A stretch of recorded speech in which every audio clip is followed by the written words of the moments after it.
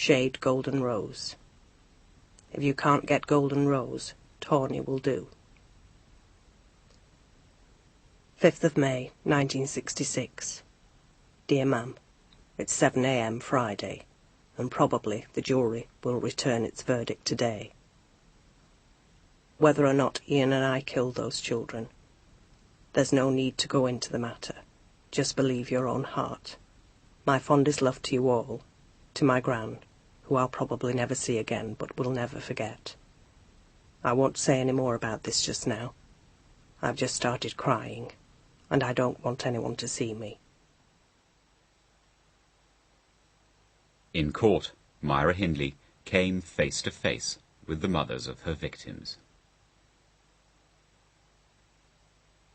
Even after them finding Leslie, I still had hope that she was alive, because I didn't think anyone had harmed her, you know. Because she wasn't a child that would cheek anybody to be harmed. The worst parts of it were seeing Mrs. West in the witness box, and I was looking at her as she was giving evidence, and she saw me looking at her, and she screamed across at me, "How can you look at me?" And she called me every name under the sun. And then Mrs. Kilbride was giving evidence. I had the terrible feeling that something had happened to him right away, because he wasn't the kind of boy who would leave home for any reason. And he was quite happy and very pleasant, always singing and whistling, and I just couldn't see him going away with anyone, unless it was in an innocent way, perhaps to do a little job or something like that. He'd be enticed into a car that way. But the bond between Myra Hindley and Ian Brady was not broken by the distress of the mothers. And it suddenly hit me just what I'd done. And I think he sensed this. We were sitting next to each other, and he just put his hand on my arm and squeezed my arm. And I turned round and looked at him, and he was telling me with his eyes to keep quiet. What was it like for you and your family during the trial, knowing that these people had probably killed Keith, but there was no connection there? They weren't being tried for it, and so it was, whatever happened, the mystery was to some extent going to remain unresolved. Well, I think what the main thing was just openly he'd say something. You know what I mean? He would admit, you know, to knowing something about Keith and Pauline. You know, but they never did. No, not till many years later. The Moores murderers were sentenced to life imprisonment, with the judge recommending that Myra Hindley should not be released for 26 years. 6th of June, 1966. Dear Ma'am, I knew I would have to go to prison for some time for harbouring, but I didn't think it would be for this long. Ian's at Durham Prison on the special wing. Poor thing, he sews mail bags during the day, but he says it helps to pass the time quicker than expected. Will you do one thing for me, ma'am? Take out a policy on or for me for £0.50 a week. I can't even begin to think of the future, but the £0.50 will mount up over the years, and it will be something to fall back on. Although physically separated, the Moores murderers were to remain emotionally entwined for many years. Dear Ma'am, Ian's got a little mouse in his cell. He leaves crumbs for it, and sits in bed watching it nibble them. The other night he left it half a chip, thinking it wouldn't touch it. But when he woke up the next morning, it had disappeared. 19th of June, 1966. Dear Ma'am, Mr. Fitzpatrick has a list of photos to send to Ian and myself, but he's not sent them yet, probably because the police have still got them. 24th of September, 1966.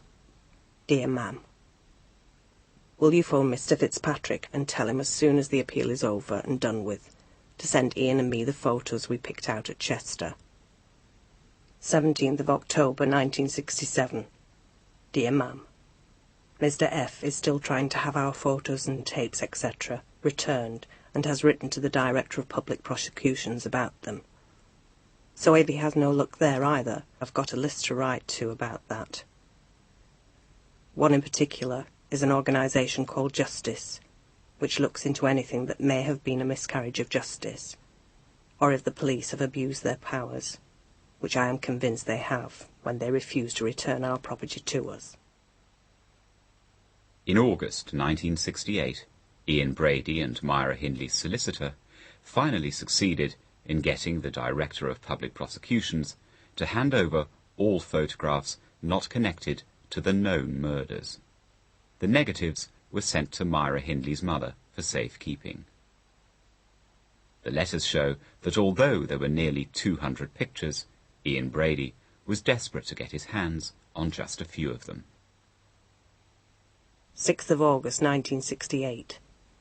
Dear Ma'am, I told Neddy you were having those 3 of me developed, and he's pleased, for he feels that you will get them done quicker than his mam.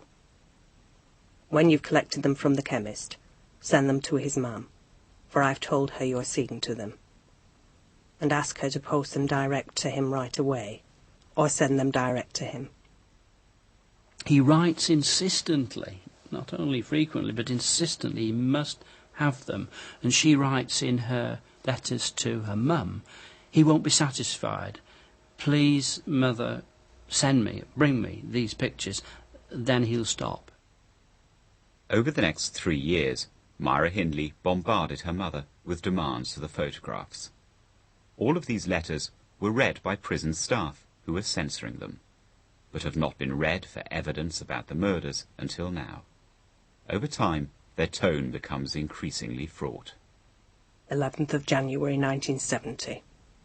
Dear Ma'am, I want you to tell me what has happened to the slides, for I feel sure there must be something wrong, as it is months and months since I first asked you for them. He keeps asking me why he hasn't received them yet. 3rd of February 1970. Dear Ma'am, you keep saying you'll bring the slides down here with you, and you never do. I keep putting him off with vague excuses, but I think he thinks I haven't asked you for them. And in his last letter he says he will have to send someone round to collect them.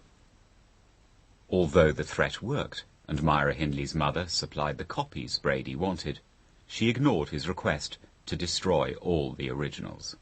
16th of June 1970. Dear Ma'am, thanks for bringing the slides, love. I'm sorry to have nagged about them for so long, but now that you have brought them in, everything is all right. It's reasonable and sound to conclude that these pictures portray or remind him of special events, and that must be killing and burial sites. And that indeed is the sort of thing that happens with sadists, that they review what they've done, either they remember it in fantasy, and that reinforces them, or they have artifacts, body parts, even hair, souvenirs, pictures, elements of what had happened, through which they're able to relive what had happened. And of course we know that there are pictures extant of at least 2 burial sites, with Myra in the picture carrying a dog, holding a dog.